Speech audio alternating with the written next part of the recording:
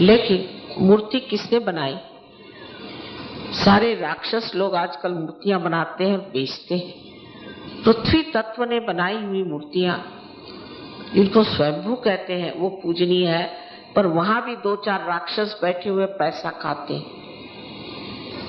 मैं ये नहीं कहती कि आप निराकार की ही पूजा करें, ये बात नहीं, किंतु मूर्ति में जब तक चैतन्य नहीं बह रहा हो तो ऐसी मूर्ति की पूजा करने से क्या फायदा? हो गए? अच्छा, बहुत से इन्होंने कहा पर्सनल प्रॉब्लम्स हैं, उसके लिए आप सेंटर पे जाइए। अब एक प्रश्न और है,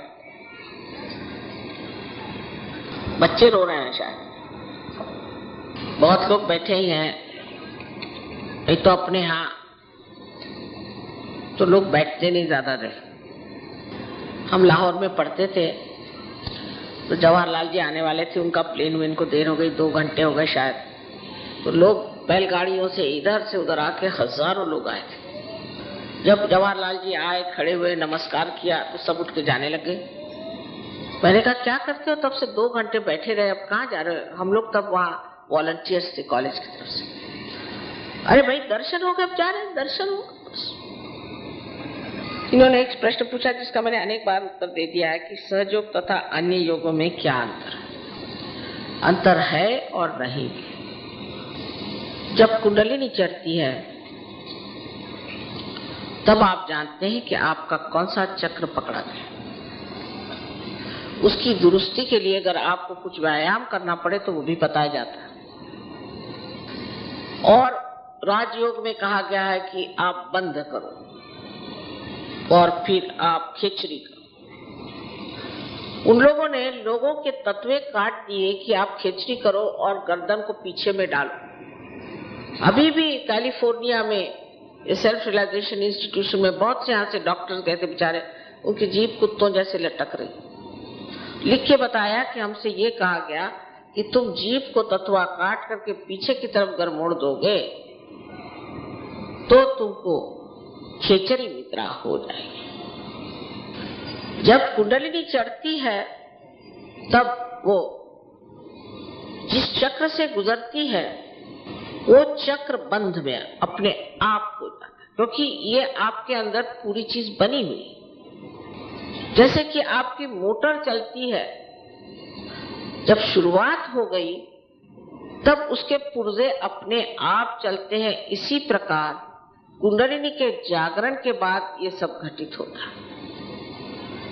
खेचरी भी होती है, आपको पता भी नहीं चलेगा, माने ये बंद हो जाता है, थोड़ी सी जीभ अंदर खींचती क्योंकि कुंडलिनी को रोकती, इससे नीचे न गिरे। फिर आज्ञा पर भी इसी प्रकार होते जाता है।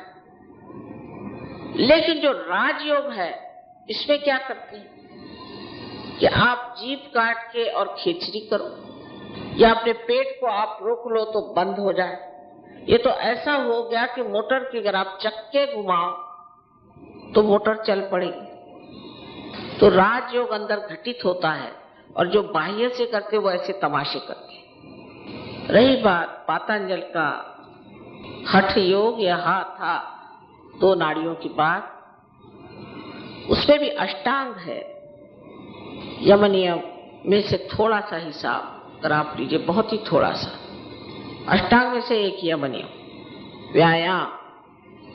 और आजकल लोग पागल जैसे व्यायाम करते। सिनेमा एक्टर होने की सबको जरूरत हो गई, शरीर को इतना बलिष्ठ करेंगे और छोटी उम्र में हार्ट अटैक आ जाएगा।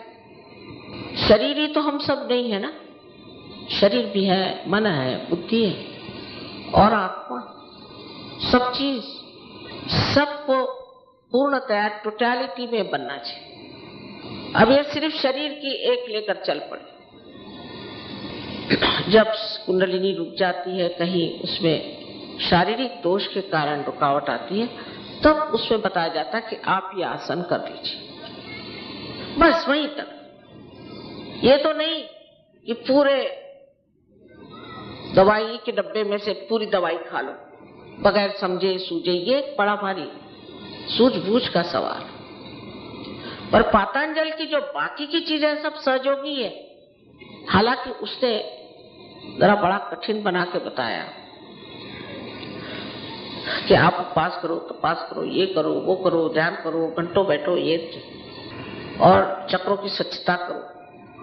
फिर क्या होगा कि निर्विचार समाधि आएगी। यहाँ तो आपको अभी मैं निर्विचार समाधि में डाल दूंगा। फिर आपको उसके बाद उन्होंने विकल्प, सविकल्प आदि इसको कि दोनों को एक ही कर दिया। एक तो सविचार समाधि, फिर निर्विचार समाधि, फिर सविकल्प समाधि, फिर विकल्प समाधि। तो अपने यहाँ 2 स्टेज है, निर्विचार समाधि और विकल्प समाधि, जबकि आपके अंदर कोई विचार ही न रहा, कोई विकल्प न रहा। थॉटलेस अवेयरनेस और डाउटलेस अवेयरनेस, बस 2 ही स्टेज में हो सकता। और कुछ लोग तो एक ही क्षण में दोनों चीज लांग जाते हैं, ऐसी तैयारियां हैं लोग।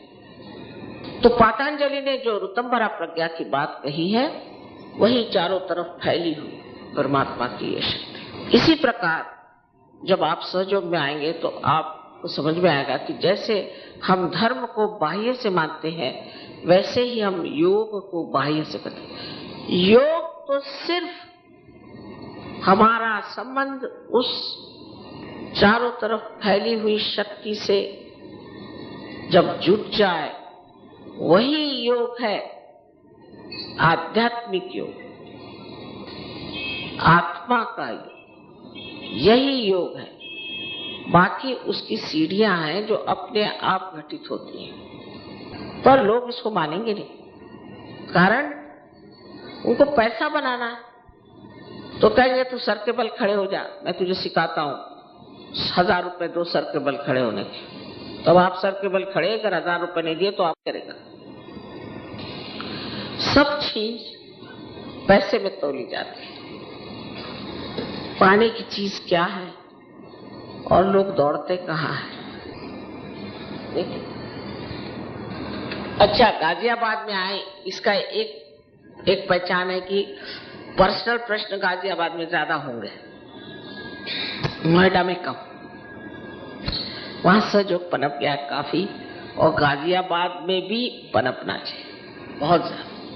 मैं गाजियाबाद में काफी मर्तबा आई हूँ, बहुत मर्तबा, और सहयोग के भी लाई थी, पर वो लायन क्लब में उन्होंने बुलाया था। वहां तो सब लायन और लायनेसेस थी, और उनके दहाड़ के आगे मेरी किसी ने सुनी नहीं। तो मैंने फिर नमस्कार किया कि लायन क्लब वाले जो हैं उनसे कुछ मेरा चलने नहीं वाला। उसी प्रकार रोटरी क्लब वाले भी देखा मैंने कि मेरे लेक्चर के बाद शराब पी करके गोल गोल घूम रहे थे। मैंने कहा भाई इन रोटेरियंस को तो सहयोग समझ में नहीं। तो मैंने हाथ जोड़ लिए कि अब लायन क्लब में और रोटेरियन क्लब में मुझे मत बुलाना।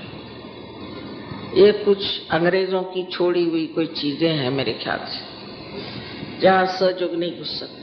हाँ, बीमार पड़ जाए तो फिर आ जाते, बीमार, उससे पहले नहीं आए। और हमारे पति यहीं कलेक्टर थे मेरठ में, तो बहुत गाजियाबाद आना होता। और जब हमारा ट्रांसफर हुआ तो मेरठ से ट्रेन गाजियाबाद आई, तो गाजियाबाद के लोगों ने हमारी ट्रेन सब गुलाब के फूलों से भरी, और कहा, तब तो लोग मुझे मेम साहब कहते थे कि मेम साहब को फूल बहुत पसंद है, इसलिए मेम साहब के लिए फूल लाए। साहब ने सब काम किया था, मेम साहब ने तो कुछ काम भी नहीं किया था, लेकिन न जाने क्यों मेरे लिए प्रेम से वो फूल लेके आए। तो ये पर्सनल प्रश्न आपके छूट जाएंगे जब आप सहयोग में उतरिएगा, रहेंगे नहीं। अच्छा बेटा, घूंघट मत, मेहरबानी, सहयोग में घूंघट नहीं अलाउड है। औरतों को घूंघट पहनाओ, इसलिए साहब